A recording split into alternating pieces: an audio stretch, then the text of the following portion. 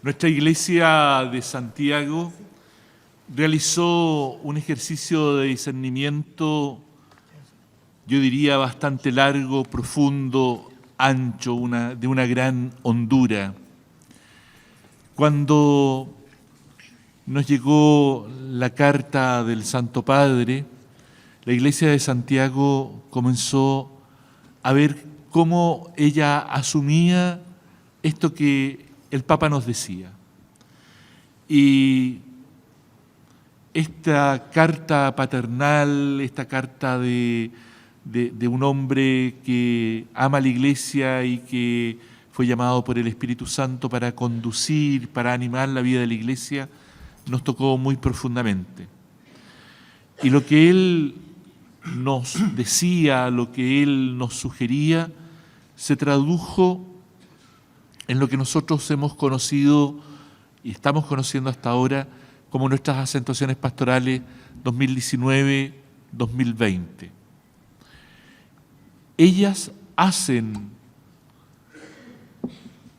opciones y creo que en esta mañana valía la pena que pudiéramos profundizar en estas opciones que surgen desde un discernimiento comunitario, como les decía, largo, ancho, profundo. Y si uno lee, uno tiene en cuenta las acentuaciones pastorales, se va a dar cuenta que ahí hay unos desafíos que nos surgen y nos surgen a cada uno de los miembros de la Iglesia de Santiago. Y, por así decirlo, están presentes acá. Por un lado, la urgencia de la vida comunitaria, un tema que nos surge, la vida comunitaria. Ya el gran tema que ha sido como columna vertebral de esta semana ha sido Iglesia, pueblo de Dios, el gusto de ser pueblo de Dios. Por otro lado, esta urgencia que hablaba de mejorar la catequesis, que aparece en las acentuaciones, una tarea a tomar. Y por lo mismo, a partir de la catequesis, a partir de la vida comunitaria, esta necesidad de salir al encuentro de aquellos hermanos que están tendidos a la orilla del camino, identificar las nuevas pobrezas que se van dando en nuestra patria, en nuestra ciudad. Y las acentuaciones pastorales hacen un elenco de esos hombres y mujeres que están tendidos a la orilla del camino. Y también, no menor, esta preocupación que manifiestan las acentuaciones pastorales de mejorar nuestra vida litúrgica, sobre todo en su expresión eucarística. Entonces, este panel intenta responder a estos desafíos que surgen de un discernimiento eclesial del pueblo de Dios que peregrina en Santiago. Y le voy a dar la palabra primero a Padre Fernando, que asume este desafío desde la vida comunitaria.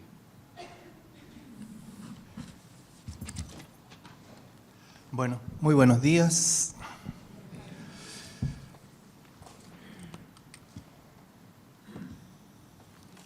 Voy a recoger la pregunta que nos hacía la hermana Marcela Sáenz el otro día, ¿desde dónde hablo o desde dónde reflexiono?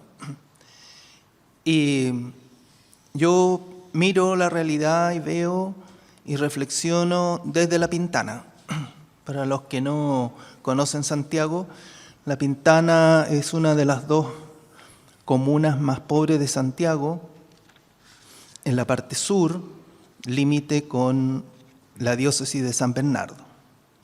Miro desde ahí y miro también desde mis 41 años de ejercicio del ministerio presbiteral.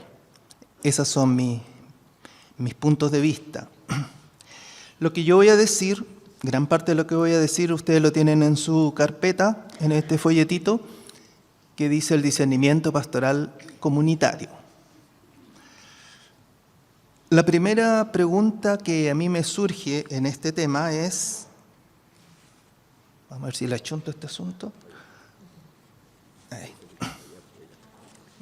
No sé por dónde.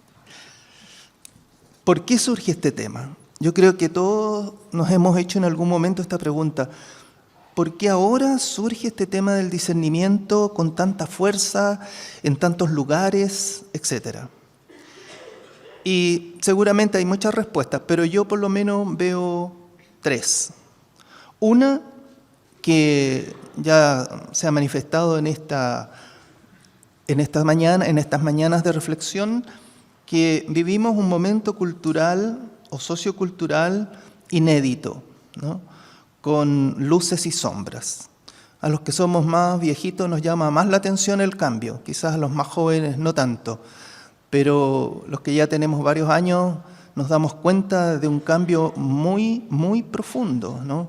Partiendo por la revolución tecnológica, por el mayor bienestar económico que ciertamente hay en Chile y que lleva muchas veces a un consumismo desenfrenado, un fuerte individualismo. También vemos que lentamente va destruyendo el tejido social. Donde yo vivo cuesta un mundo que alguien acepte ser presidente de la Junta de Vecinos.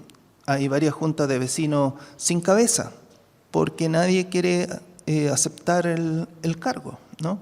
Y como hay menos politización, antes por último querían tener la Junta de Vecinos porque era un lugar desde donde hacer un avance político.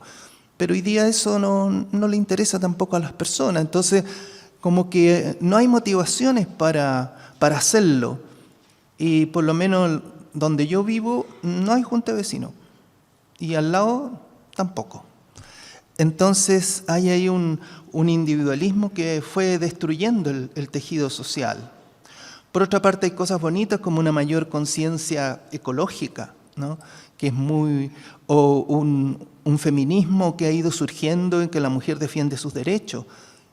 Por eso este momento yo lo siento como muy diferente de otros que hemos vivido, pero con luces y sombras, ¿ya? Otra cosa que nos impacta muy fuerte en la pastoral es el secularismo, ¿ya? Yo creo que los sacerdotes que vienen como misioneros de Colombia o de otras partes, aquí como que quedan así, ¿y ahora qué hago? Porque nadie me pide confesiones. En mi parroquia anterior me dice la secretaria, padre, un joven se quiere confesar. Yo dije, este no es chileno. Y fui y le pregunté, ¿y tú de dónde eres? Soy colombiano. Claro, no.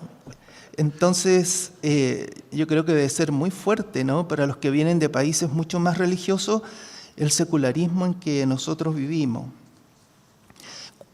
¿Cuál es el resultado? Que las estrategias pastorales que teníamos por muchos años, ahora no funcionan. O por lo menos a mí no me funcionan. Me funcionaron bastante bien cuando yo empecé a ser cura, pero ahora no me funcionan. Entonces, ¿qué tengo que hacer hoy día en la pastoral? Es lo que yo le pregunto al Señor en la oración. ¿Qué quieres tú que yo haga aquí, en esta población? ¿Cómo llego al corazón de las personas, de las familias, de las instituciones que hay aquí? Yo creo que a muchos nos pasa esa especie de desconcierto, ¿no? Desconcierto pastoral. Por otro lado, vivimos también en un momento eclesial inédito. Inédito en el sentido de que nunca habíamos estado tan desprestigiados. Inédito en el sentido que nunca habíamos tenido tan bajos índices de credibilidad. Y lo que más me preocupa a mí en esto es que si no nos creen, tampoco le van a creer al Evangelio. Entonces, a mí me duele y me preocupa mucho todo lo que ha pasado, primero por las víctimas, pero después porque es un obstáculo tremendo a la evangelización, a la misión fundamental que tenemos. Y el otro elemento, yo creo que hace surgir el discernimiento hoy día, bueno, en relación al punto que acabo de mencionar, ¿cómo funcionamos nosotros en este contexto de desprestigio y de falta de credibilidad? ¿Cómo lo hacemos? Señor, ¿qué hacemos? ¿No? Le preguntamos a Él. Y por otro lado, un tercer elemento que a mí me parece que también influye, que surge el tema del discernimiento, es el ideal de iglesia que nos propone Francisco, el Papa Francisco. Esta iglesia en salida, esta iglesia misionera. Yo creo que nosotros, tengo la impresión, no hemos profundizado suficientemente el Evangelii Gaudium. No hemos entrado a fondo en este documento que es tremendamente cuestionador, o por lo menos a mí me cuestiona, ¿no? El Papa tiene esa facilidad de decir las cosas que a uno lo dejan incómodo, ¿no? Y lo cuestionan. A mí por lo menos me pasa eso, ¿no? Con sus neologismos, con todas sus cosas, su lenguaje directo, no intelectual, pero sí profundo, a mí por lo menos me cuestiona mucho. Es un texto tremendamente cuestionador, desafiante, inspirador. Y él dice que es su programa para su pontificado. Y yo creo que no lo hemos suficientemente asimilado, ¿no? Pero ¿por qué digo que nos lleva al discernimiento? Porque sabemos por experiencia pastoral que lo más difícil en una parroquia, por lo menos en una parroquia, yo he estado siempre en parroquia, es la misión. Hay como una tendencia a hacer siempre lo mismo, hay como una inercia, ¿no? Entonces cuesta mucho salir, ser iglesia en salida. Y no hemos reflexionado suficientemente cómo podemos ser iglesia en salida, ¿no? Yo creo que lo que el Papa Benedicto decía hace un tiempo atrás, ¿no?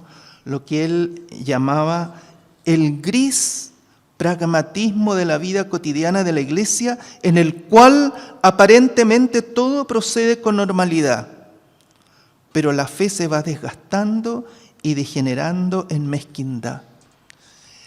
Entonces hay un tremendo desafío que nos llama a un discernimiento. ¿Cómo podemos ser iglesia misionera? ¿Cómo podemos ser iglesia en salida? Sabiendo que cuesta, que de todas las cosas que hacemos en las parroquias, lo que más nos cuesta, por lo menos esa es la experiencia que yo tengo, es la misión. Porque todo el mundo, o mucha gente, prefiere hacer lo que siempre ha hecho. Si yo hago la liturgia, pues seguiré haciendo liturgia. Si yo soy de la acción social, seguiré visitando tal o cual persona. Si soy de la catequesis, haré mi catequesis, me voy y se acabó. Entonces aquí hay un tremendo desafío, siento yo. Y sin embargo, el Papa insiste en el sueño misionero que él tiene, ¿no? Un texto que lo hemos leído, yo creo, muchas veces.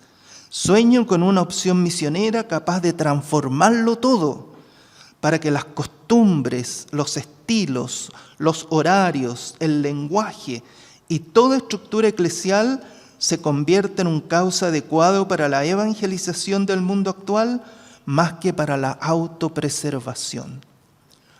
Este tema lo trata una y otra vez, la autopreservación frente a la misión, ¿no?, de la iglesia. Y nos da varios, tú me dices cuánto.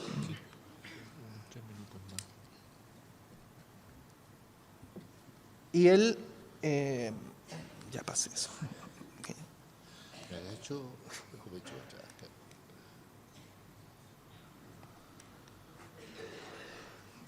Y el Papa nos da varios criterios, ¿no?, para ser una iglesia en misión, audaces, creativos. Y al final pone, no caminar solos, contar siempre con los hermanos y especialmente con la guía de los obispos, en un sabio y realista discernimiento pastoral. Es decir, él pone el discernimiento en orden a la misión, porque no sabemos cómo hacerlo, ¿no? Entonces tenemos que reflexionar juntos cuáles serían los caminos para tener una iglesia en salida. Y eso supone lo que se ha dicho ya aquí en días anteriores: la escucha, el mirar, como Jesús. ¿Por qué Jesús pasa 30 años en Nazaret? Porque no tenía nada que hacer. Pasa 30 años en Nazaret para entrar profundamente en la realidad de su pueblo y saber qué tenía que hacer y cómo tenía que hacerlo. Por eso son 30 años en Nazaret, ¿no? Silenciosos, de escuchar, de mirar, de compartir. Y ahí él se va dando cuenta qué es lo que tiene que hacer. La misión parte entonces con este discernimiento que tiene una versión, en primer lugar, contemplativa, ¿no? Antes que yo haga nada, Dios ya está actuando. Esa frase que le gusta decir al Papa Francisco: Dios nos primerea, ¿no? Dios nos primerea, uno de sus cuantos neologismos. Entonces, si yo quiero hacer algo, yo tengo primero que mirar y escuchar, ver lo que Dios ya está haciendo, porque Él llegó a La Pintana mucho antes que yo y que todos los que estamos ahí. Entonces, mi primera tarea es, y la tarea de mi comunidad cristiana, de la parroquia, es mirar lo que Dios está haciendo ya, ahí. Y el criterio fundamental para descubrir la acción de Dios son los gestos de vida, los gestos de humanización, los gestos de libertad, los signos del reino, en una palabra. Y eso es lo primero que hay que descubrir. Y con eso puedo ya tener una cierta orientación de cómo debo orientar la misión. Y después viene la dimensión pastoral, que va siempre motivada por el deseo de hacer la voluntad del Padre. Eso es lo propio de Jesús. Mi alimento es hacer la voluntad del Padre. ¿Qué es lo que el Padre Dios me pide hacer acá? Y llevarlo a la práctica, ¿no? Entonces el discernimiento busca ser una fidelidad, ante todo, a la voluntad de Dios. Y esto no es fácil, ¿no? No es fácil porque nosotros, en forma natural, nos apegamos afectivamente a lo que hacemos y nos cuesta trabajo tomar distancia, ser críticos con nuestro trabajo pastoral o dejar que otros lo critiquen. Nos defendemos como gato de espalda, ¿no? Inmediatamente. Y muchas veces buscamos justificar a toda costa lo que hacemos. Entonces el discernimiento supone un desapego, ¿no? Una libertad interior para poder decir: esto es lo que yo veo, ¿no? Como decía Francisco el otro día, esta es mi parcela, pero es mi parcela, el otro tiene otra. Y a lo mejor también ahí hay verdad, seguramente hay algo de verdad. Entonces, si no hay estas actitudes espirituales de libertad interior, de humildad, de escucha atenta, es imposible hacer un discernimiento. Entonces, yo siento que en mi parroquia yo tengo que ayudar a ese pueblo de Dios a tener una vida espiritual seria. Y eso para mí es el primer desafío para hacer un buen discernimiento. Si no hay una vida espiritual seria que se expresa en actitudes espirituales como las que he dicho, se arma la bolsa de gato, ¿no? Todos pelean, cada uno quiere sacar a como dé lugar su idea a flote. En cambio, si hay una vida espiritual profunda, entonces el clima cambia, ¿no? El clima cambia. No sé cuánto me queda. ¿Estoy listo? Ya. Pero puedes amarrar. Bueno, entonces necesitamos que el Espíritu Santo nos purifique, ¿no es cierto?, de esas actitudes posesivas, de lo que yo creo o de lo que yo tengo, ¿no? Hay dificultades para el discernimiento, pero pueden ser purificadas por el Espíritu de Dios. Y hay un método para hacer el discernimiento, pero como se me acabó el tiempo, ustedes lo pueden leer aquí en el folletito. Muchas gracias. Muchas gracias, Fernando.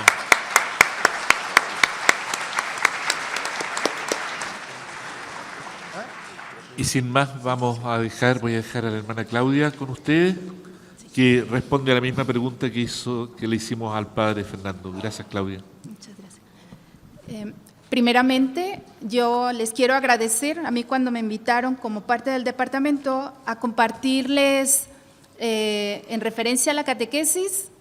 Le di gracias a Dios por la confianza que me tienen, porque apenas tengo 2 años aquí en la diócesis, pero con todo eso también les agradezco a ustedes, porque todos los catequistas y los párrocos, las religiosas en el territorio han sido muy abiertos y me han recibido.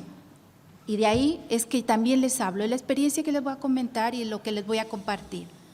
Y ante todo, parto dándome cuenta la gran historia y caminar catequético que ustedes tienen. Como Iglesia de Santiago hemos ido haciendo todo un camino largo, grande, y ese mismo camino que ha sido muy bueno, muy provechoso en muchos momentos y que ha dado respuesta a realidades muy concretas, es el mismo que ahora nos pone de frente a una dificultad. Como ya en días pasados hemos estado viendo, nos da trabajo, no es fácil asumir que lo que sabemos hacer o estábamos haciendo, tenemos que cambiarlo o tenemos que ver qué cosas hay que transformar o qué modos de hacer teníamos que transformar. Esto, para empezar, es algo que se me ha hecho muy difícil y he querido tocar, pero con mucho respeto. Todo lo que voy a decir es respetándoles, valorando el caminar que se ha hecho y que cada uno de ustedes también ha ido realizando en la comunidad. Y quiero partir del Evangelio. El Señor en Marcos nos dice, id por todo el mundo y anunciar el Evangelio. Y es esto lo que me pone en camino a poder contemplar en concreto la catequesis para poder cuestionarme y descubrir los desafíos.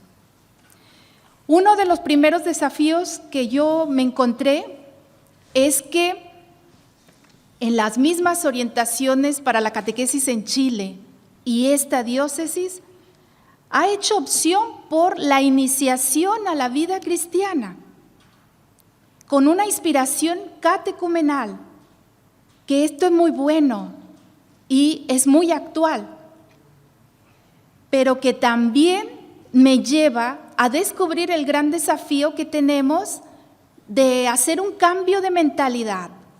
Tenemos itinerarios, tenemos reflexiones y magisterio que nos llama a vivir esto, pero todavía en nuestra práctica y en nuestra acción seguimos teniendo y llevando adelante en muchas partes y en muchos lugares y por muchos momentos una catequesis que está vista de frente a un sacramento, lo cual ya no, un itinerario bien hecho, bien elaborado y que tiene la intención de llevar a la vivencia de una vida cristiana, no es ya una iniciación a la vida cristiana, sino viene siendo un momento que va a terminar en algo muy cercano, un sacramento. Y se hace ahí, ya no va siendo lo que está llamado a realizar. Por lo tanto, este tiene sus causas y tiene sus razones. Y una de las cosas que yo veo muy importante y que para mí fue una autoevaluación también, y de frente a Dios para recibirlo también como tarea, es: queremos vivir una iniciación a la vida cristiana con inspiración catecumenal, pero tenemos y hemos formado a los catequistas, a los agentes de esta misión, de este servicio, en el fundamento de la iniciación cristiana con inspiración catecumenal. Este es un gran desafío. Yo he caminado, he estado en las zonas y conozco muchos catequistas que tienen muy buena voluntad, que quieren servir al Señor, que son serios, pero que nosotros, los que vamos acompañando, nos ha faltado de veras detenernos y ver que ellos entiendan, conozcan, tengan claridad de lo que es y de lo que implica una iniciación a la vida cristiana. Por otra parte, también necesitamos todavía darnos cuenta y proponer una educación para las diversas situaciones y edades de las personas, lo cual implica métodos, el método y la pedagogía. Pero también necesitamos darnos cuenta que estamos llamados a llevar adelante una catequesis que debe de ser integral, querigmática, permanente, dinámica, adaptada, que ofrezca a la persona la posibilidad de encontrarse personalmente con Cristo y donde el catequista con la catequesis provoque, favorezca y acompañe el encuentro personal con Cristo. La catequesis necesita agentes bien formados que comuniquen la fe con la palabra y con el testimonio de su propia vida, respondiendo a una vocación y a una misión específica en la Iglesia. Por lo tanto, es necesario saber cuidar la formación de los catequistas laicos y sobre todo la formación catequética del presbiterio, de los consagrados. La comunicación también, yo vi otro de los grandes desafíos, cómo la comunicación de la fe tiene necesidad de una mediación no abstracta, sino vital y personal, por lo que la catequesis requiere catequistas testigos más identificados con Cristo, encarnados en la realidad, unidos entre sí y en la tarea evangelizadora, catequistas con un ardor y nuevos métodos que sean ellos mismos expresión de vida del Evangelio. Necesitamos contar con catequistas que sean expertos en el campo de la experiencia como medio educativo de la fe, porque la catequesis que quiere y que queremos que toque la vida y que transforme no es solo dar conocimiento, sino propiciar experiencias, enseñar a vivir la experiencia. Por lo tanto, esto nos hace necesario de catequistas que ellos tengan la capacidad de transmitir y compartir a otras personas su experiencia de vida cristiana. La catequesis hoy más que nunca siente la necesidad de recuperar la armonía de los lenguajes de la fe, con una perspectiva comunicativa o simbólica, que sean portadores de propuestas provocadoras y creíbles. Nos invita a ver la catequesis y a contemplar el lenguaje de Jesús, ese lenguaje que fue significativo, vital, inteligible, persuasivo, cercano, auténtico, creíble. Y por lo tanto nos llama a ser creativos. También generar verdades, el gran desafío es ser capaces de generar verdaderas comunidades que tengan el clima fraterno, que vivan ese clima de comunidad. Estas comunidades son necesarias porque ellas son las que acogen, acompañan y respaldan la experiencia de vida cristiana. Ocupamos comunidades que se interesen en la catequesis, pero sobre todo en este acompañamiento de vida cristiana. ¡Ay, Dios! Perdón, ya. Un gran desafío que nos hemos encontrado en este último tiempo es cómo hacer el vínculo y el diálogo con las realidades y con los escenarios que tenemos ahora muy fuertemente. Por lo tanto, nos ha llevado a descubrir y ver la realidad de la movilidad humana. Desafío que nos ha planteado contemplar cómo acompañar e integrar a esta nueva, a los migrantes y esta movilidad humana, cómo acompañarla y vincularse e integrarse a esta cultura nueva, con todo lo que implica. Y por lo tanto, ante esta realidad, también hemos tenido que caminar juntos y vincularnos y entrar en diálogo con la Delegación para la Verdad y la Paz, porque nos toca lo que ayer decían, cómo nosotros acompañamos y formamos para vivir un ambiente sano y para que no se viva lo que ya hemos estado experimentando. También entrar en diálogo con el Departamento de Comunidades, de Animación Bíblica Pastoral y, por último, ya nada más les digo esto, toda catequesis vemos y cada vez somos más conscientes que debe de ser evangelizadora. Y toda evangelización ha de desembocar en una catequesis continua y permanente.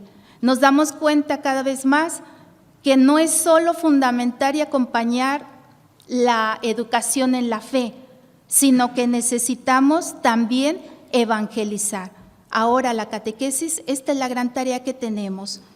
Y por lo tanto nos lleva a saber iniciar el camino de fe y continuamente continuar el camino de fe por la catequesis, proponer la fe en Cristo, pero también profundizar la fe en Cristo, notificar a Jesús y ratificarlo, anunciar el camino de Jesús y enseñar a avanzar en el camino de Jesús, sembrar la fe, pero también cultivarla, convocar a la comunidad que mueve a seguidores en Cristo, pero también acompañar a la comunidad, mover a seguidores que vayan y encuentren a Jesús, pero también acompañar y promover el seguimiento de Cristo de estas personas que lo han descubierto. Gracias. Muchas gracias, hermana. Muy bien.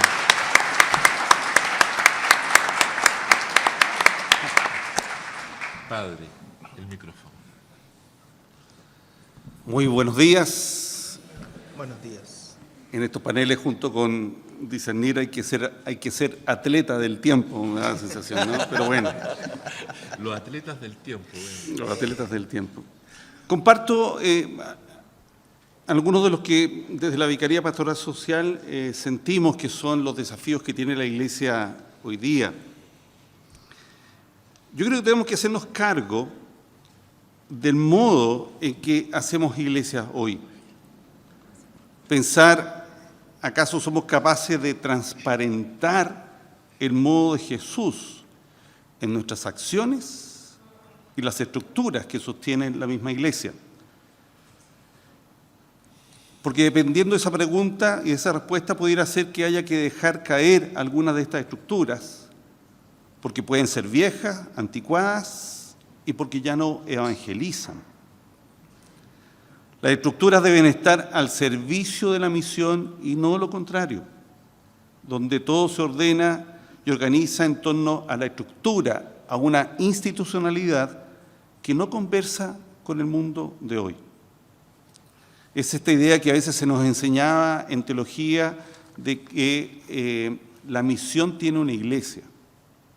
Y no, la iglesia tiene una misión, sino que la misión tiene una iglesia a la cual se tiene que apoyar y en la medida que se apoya, en la medida que le ayuda a cumplir esa misión. Las personas tienen que volver a encontrar a Jesús en medio nuestro. Creo que hemos oscurecido su presencia, la hemos puesto en duda, nos hemos amarrado de estructuras, vestimentas, formas, actitudes que han distorsionado el mensaje. Nos hemos transformado en el centro, dejando al Señor relegado a los templos, ausente de las calles, las esquinas, de los lugares donde transcurre la vida. Por lo tanto, necesitamos gestos, acciones, presencia que permita que la esperanza vuelva a nuestros corazones, es decir, que volvamos a creer, algo de lo que mencionaba la hermana. Por otro lado, yo creo que lo jerárquico en cuanto a concepto nos ha hecho mal. ¿Por qué lo digo? Porque el que fundamentalmente a nosotros se nos vea como una institución jerárquica, más que como un pueblo o comunidad, nos hace mal. ¿Qué hizo que con los años se fuera notando y fuera primando más lo jerárquico que lo comunitario? ¿Qué nos pasó ahí? Incluso una crisis como la que estamos viviendo se vive de modo distinto dentro de una horizontalidad que de una verticalidad en la cual estamos. Jesús tenía una idea de iglesia, es lo que a veces pienso y rezo, y nosotros se la robamos, como quien roba una idea comercial y la quiere mejorar y de la que se quiere aprovechar, ¿no? Tenía una idea de iglesia y nosotros se la robamos y la embarramos. O al menos concretamos esta idea de iglesia que Jesús tenía a nuestra pinta y no a la pinta de Él. Yo creo que nos hemos acabado de recibir el mensaje del lavado de los pies. Hemos dejado fuera de la Eucaristía el jarro, la palangana y el delantal. Y con mucho cariño lo digo, yo creo que hoy día, más que mitras, necesitamos ponernos más delantales, overoles y bototos. Voy a llevar la idea al extremo para que se entienda. Yo aplaudo la institución de los curas obreros o fraternidades similares, pero ellas debieran ser lo normal, lo espontáneo, y no reflejos extraordinarios de generosidades extraordinarias, de mortificaciones o abnegaciones. Ese era el modo de Jesús. Algo no entendimos bien. Llevo al extremo también la idea. En este panel se me presenta en el folleto a nombre de la Iglesia Servidora y Misericordiosa. ¿No debiera ser la voz de cada uno de nosotros esa? ¿No debiera haber una voz especial a ese capítulo? Debemos cuestionarnos la iglesia intimista que muchas veces somos, preocupada más de lo litúrgico y sacramental, dejando de lado la dimensión humano-social de los hombres y mujeres que viven problemas que dañan su dignidad, como la precariedad de sus trabajos, los bajos sueldos, la cesantía, el sobreendeudamiento o la vulneración de los derechos en el trabajo, si es que me refiero a lo laboral. Pero también otros problemas sociales como la drogadicción, delincuencia, la falta de la atención de salud, los abusos del sistema en general. La promoción humana es parte esencial de la evangelización, pero como iglesia solemos caer solo en la vivencia de la fe, desligándolo de la vida. Yo creo que perdimos en algún momento la noción en sociedad como condición de credibilidad de lo que anunciamos.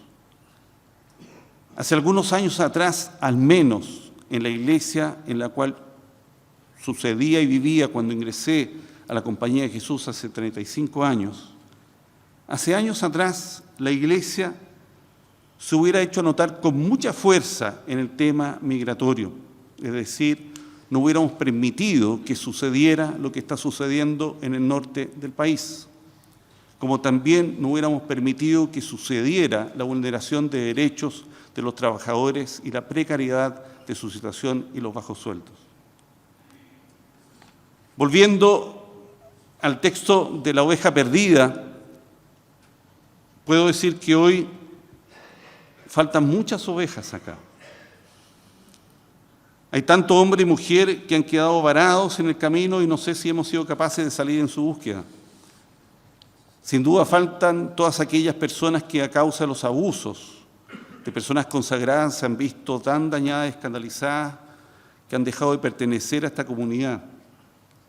Personas que han perdido su fe, personas a las que ese dolor les impide ver la presencia de Jesús en medio de esta iglesia.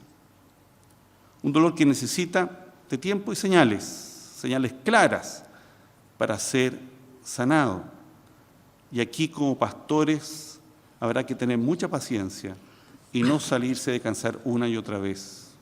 Un minuto.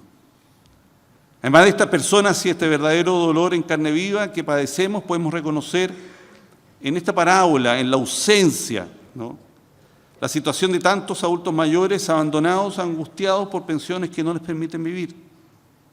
La desesperanza de trabajadores ante un sistema económico que precariza sus vidas. La amargura de jóvenes que por falta de oportunidades se ven privados de una verdadera realización personal. El abandono de quienes viven en las calles. La vulneración de la vida de tantas mujeres atropelladas, violentadas y asesinadas. La humillación de quienes no reciben una atención de salud como es debido, y como estas hay otras tantas realidades que nos golpean. Es verdad que yo he enumerado muchos males sociales. Sin embargo, muchos de estos males, si no todos, tienen una raíz en la indiferencia e indolencia que se adueña a nosotros mismos, haciendo desaparecer a los demás de nuestra vida y preocupación. Por acá van los desafíos que siento que tiene la Iglesia hoy día. Muchas gracias.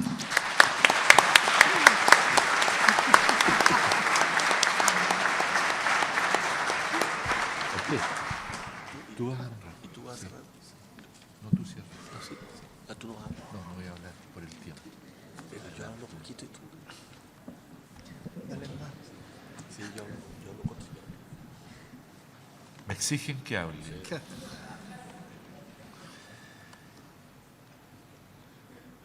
Yo le decía a Fernando antes que iniciáramos que me hiciera una pregunta a la liturgia desde la vida comunitaria. ¿No me la hizo? Sí, la tengo aquí. Ah, ¿la tienes ahí? Sí.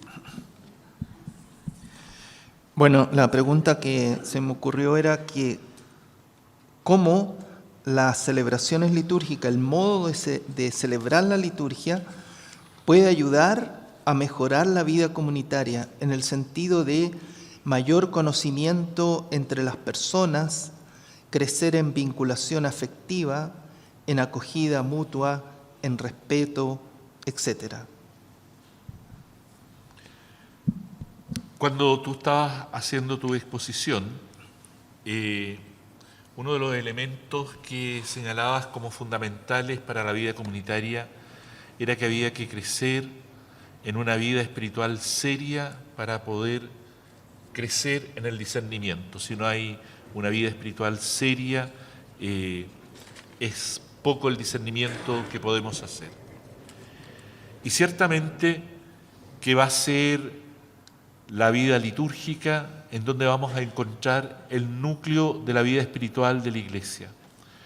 Pero es justamente ahí donde surge uno de nuestros desafíos mayores, porque lamentablemente muchas veces la liturgia se experimenta como algo que hay que hacer, algo que hay que cumplir, y no como a alguien a quien celebrar.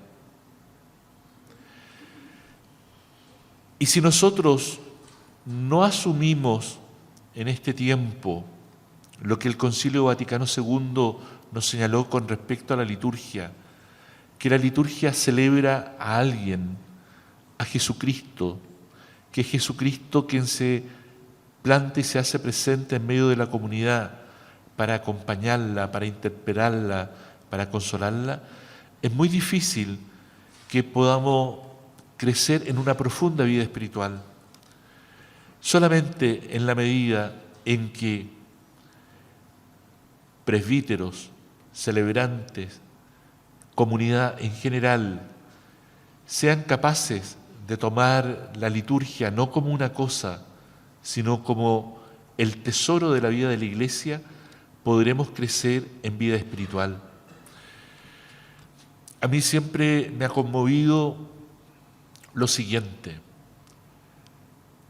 Todos los domingos, los presbíteros tenemos cautivas, por así decir, 15 minutos a 100, 200 personas. 3 veces al día. ¿Cómo comunicamos el mensaje del Señor ahí? ¿Cómo ayudamos a la vida espiritual ahí a partir de lo que el Señor mismo nos revela en la Escritura? Ahí hay un desafío para cada uno de nosotros. El término quizás va a ser feo, pero evitar el cantinfleo, porque hay que entrar en la vida espiritual, en lo contundente, para poder ayudar a nuestro pueblo a crecer.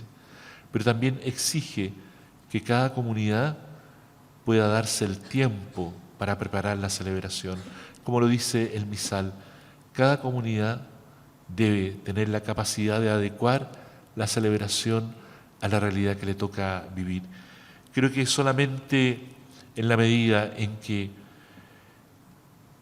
el presbítero y un equipo de laicos comprometidos de la comunidad preparen las celebraciones, teniendo en cuenta que no es algo que hacer, sino alguien a quien celebrar, a alguien a quien manifestar, vamos a poder crecer en vida espiritual.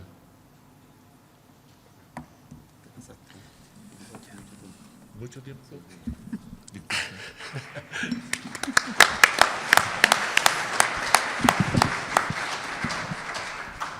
Yo, 3 minutos. No más. Entonces tengo,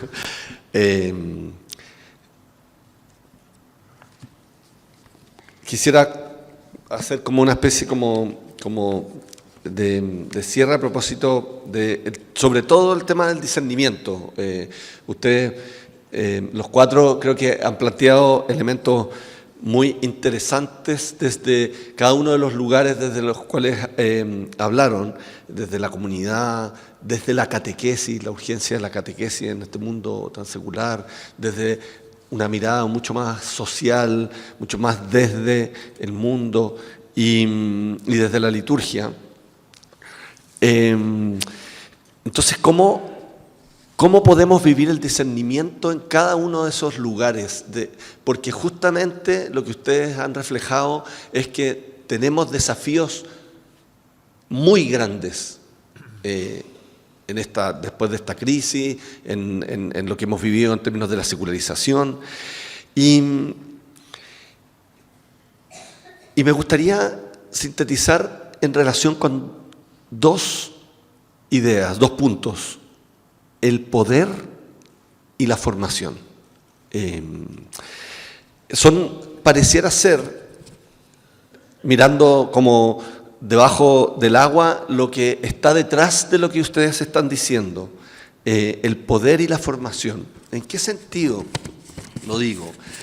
En que la alusión constante en varios de ustedes tenía que ver cómo podemos formarnos o cómo podemos hacer que logremos alcanzar niveles de conocimiento en la catequesis o niveles de vida espiritual, o que seamos capaces de transmitir en la liturgia el centro de la vivencia de Cristo, de qué manera escuchamos el clamor del pueblo y somos una iglesia que sirve a ese pueblo. O sea, de qué manera como crecemos, nos formamos, nos preparamos.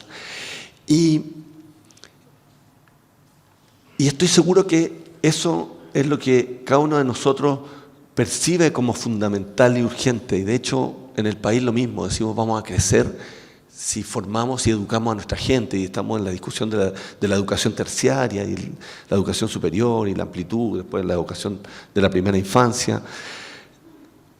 Pero la verdad es que en términos de la iglesia, esa formación está en directa relación con el discernimiento, y el discernimiento en relación con la transferencia de poder. Porque si nosotros seguimos pensando la educación desde arriba, vamos a seguir pensando la educación como una educación tradicional. Y justamente la educación hoy en Chile y en el mundo está siendo cuestionada desde el punto de vista tradicional. En la cultura actual, la educación vertical de contenido está siendo cuestionada. Y el avance en educación hoy tiene que justamente que ver con la transferencia del poder en el aula. Y nosotros en la iglesia, y aquí tomo al doctor Caponi, nosotros en la iglesia podemos convertirnos porque hemos sido los adalides de la educación a lo largo de los siglos. Lo hemos sido siempre los adalides en términos de la educación. Los colegios, la fundación de los colegios fue un invento de la Iglesia Católica. Somos los adalides en términos educativos y es una labor que tenemos que retomar. Tenemos que ser los adalides en términos de un nuevo modo de educación. Y el nuevo modo de educación tiene que ver con la transferencia de poder. Es decir, de qué manera yo le entrego poder a ese alumno, le entrego poder a esa comunidad, le entrego poder a esas personas para que juntos nos formemos, para que juntos encontremos los caminos, porque el contenido está. El contenido está en Internet, en el término de educación, el contenido está en nuestra doctrina, el tema es cómo la interpretamos y cómo la vivimos y la llevamos a vida. Por lo tanto, el tema de la transferencia del poder es clave porque nosotros podríamos entonces decir a la comunidad le falta formación y no va a haber comunidad hasta que no esté formada y eso no va a pasar nunca porque vamos a seguir reteniendo el poder los que tenemos teología, los que sabemos, los que nos dedicamos a esto. En la medida que seamos capaces de diferenciar poder y autoridad, es decir, de ser capaces de reconocer que en nosotros está la autoridad de hacer crecer a otros y que para hacer crecer a otros en la cultura actual yo necesito transferirle poder, entonces vamos a poder ser una comunidad que crece y que discierne junto, porque solo vamos a poder ser creativos, como dice la hermana, si somos capaces de que en la catequesis entren nuevos modos de transmitir la fe. Y en eso tiene que estar el teólogo, tiene que estar el catequista que hizo cursos y sabe, pero también tendrá que estar otras personas de la misma comunidad que tengan otros saberes y que tengan la posibilidad de decidir. Lo mismo en la vida espiritual, una vida espiritual que solo repite lo que nosotros hemos hecho, lo que los sacerdotes o las religiosas hemos aprendido, es una vida espiritual que va a repetir y que es desde arriba para abajo. Pero si esa vida espiritual es capaz de recoger lo que la gente está experimentando, y por eso la gente hace yoga, y por eso la gente va al Balajai que está allá arriba al cerro, y por eso la gente, porque está buscando lo espiritual y lo tiene, y tiene el poder para encontrar lo espiritual en su conciencia, pero no lo comparte con nosotros porque encuentra que nosotros ya lo sabemos. En la medida que yo pongo mi saber de cura que he aprendido en la vida espiritual, en la liturgia, y escucho y comparto y transfiero poder para que esa persona que tiene otra visión pueda compartir en la iglesia lo que tiene y lo que sabe y construyamos juntos una nueva liturgia, una nueva catequesis, una nueva camino hacia lo social, una nueva pastoral social, una nueva comunidad espiritual, va a suceder. Con esto termino, la cultura tiene hoy problemas con el poder, desconfía del poder, desconfía profundamente de quien tiene el poder, de los políticos, de los sacerdotes, del jefe, se desconfía del poder. Y por eso la cultura hoy en día limita el poder, y eso es la ilustración. La ilustración limita el poder. Eso es muy salvador para nosotros hoy en la iglesia, que seamos capaces, los que tenemos autoridad, que seamos capaces los ministros que estamos aquí, de limitar nuestro poder para que otros tengan poder en la comunidad. Eso va a aumentar nuestra autoridad y va a permitir que juntos discernamos lo nuevo, que no viene de nosotros, viene de nosotros y de los otros. Espero que por aquí... Muchas gracias.